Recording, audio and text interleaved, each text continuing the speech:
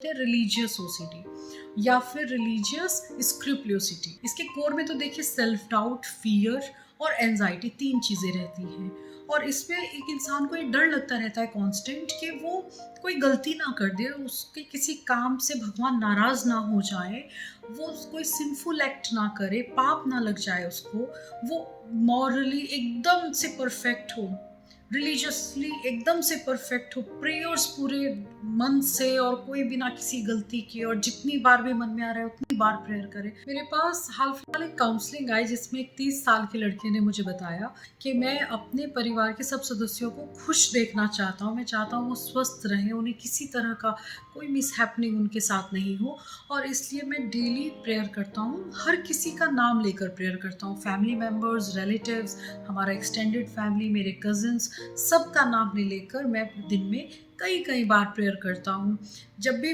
मैं प्रेयर नहीं करता या मैं भूल जाता हूँ तो दोबारा से प्रेयर करूँगा, और अगर गलत हो जाता है, कहीं पर मैंने कुछ मिस प्रोनाउंस कर दिया है, तो भी मैं पूरी प्रेयर को दोबारा से रिपीट करता हूँ। लेकिन अभी 2 दिन पहले मेरा भाई, मेरा कज़िन कहीं घूमने गया वैकेशन पर, और मैं उसके लिए प्रेयर करना भूल गया, तो मुझे बहुत ज़्यादा एंजाइटी, बहुत ज़्यादा गिल्ट मेरे अंदर आ गया कि मैंने प्रेयर नहीं की, और ये डर रहा कि कहीं उसके साथ कुछ गलत ना हो जाए, कहीं उसका एक्सीडेंट नहीं हो जाए, ऐसा ना हो कि कोई मिस हैपनिंग हो जाए, और अगर ऐसा हो गया तो मेरा क्या होगा, ये तो मेरा फॉल्ट है कि मैंने प्रेयर नहीं की। अब भगवान गुस्सा हो जाएंगे और गुस्सा होकर वो उसके साथ कुछ गलत कर दें। जब मैंने पूछा कि क्या अब वो सही है, तो उसने कहा हाँ, वो घर आ गया है, अब वो सही है, लेकिन फिर भी मुझे लग रहा है कि मैंने ये क्यों किया, मैं क्यों प्रेयर नहीं कर पाया उसके लिए। हालांकि मैंने बाद में प्रेयर की, बहुत प्रेयर की, और हमारे गुरुजी है जिनके पास जाकर मैंने पूछा भी। जब मैं बहुत परेशान हो गया तो मैंने उनसे कहा कि गुरुजी देखो, मैं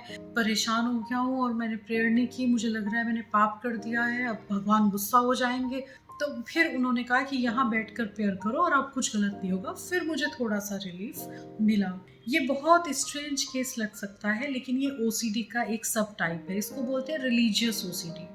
या फिर रिलीजियस स्क्रूपुलोसिटी, रिलीजियोसिटी इन ओसीडी, ये इस तरह से इसको कई नाम दिए गए हैं। रिलीजियस ओसीडी में एक आदमी, इसके कोर में तो देखिए सेल्फ डाउट, फियर और एंजाइटी तीन चीजें रहती हैं, और इसमें एक इंसान को ये डर लगता रहता है कांस्टेंट कि वो कोई गलती ना कर दे, उसके किसी काम से भगवान नाराज ना हो जाए, वो कोई सिंफुल एक्ट ना करे, पाप ना लग जाए उसको, वो मॉरली एकदम से परफेक्ट हो, रिलीजियसली एकदम से परफेक्ट हो, प्रेयर्स पूरे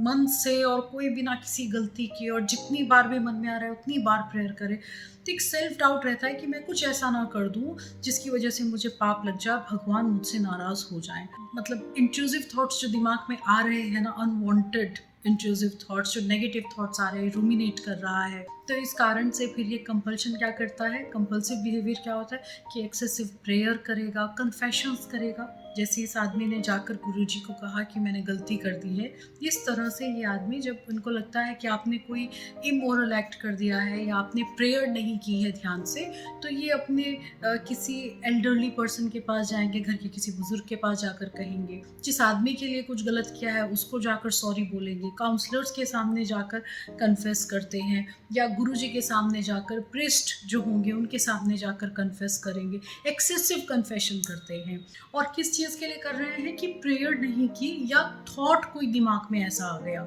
जैसे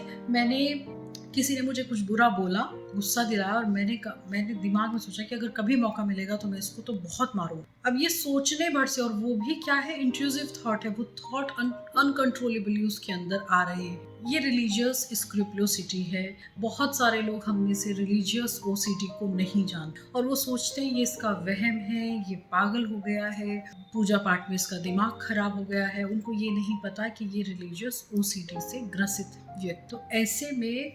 एक आदमी को एक साइकाइट्रिस्ट के पास जाना चाहिए और काउंसलर के पास भी आना चाहिए, क्योंकि ये मेडिकल सिचुएशन भी एक तरह से है। दवाइयाँ इसमें बहुत ज़रूरी है, मेडिकेशन इसमें बहुत ज़रूरी है, और काउंसलिंग भी उतनी ही इम्पोर्टेंट हो जाती है।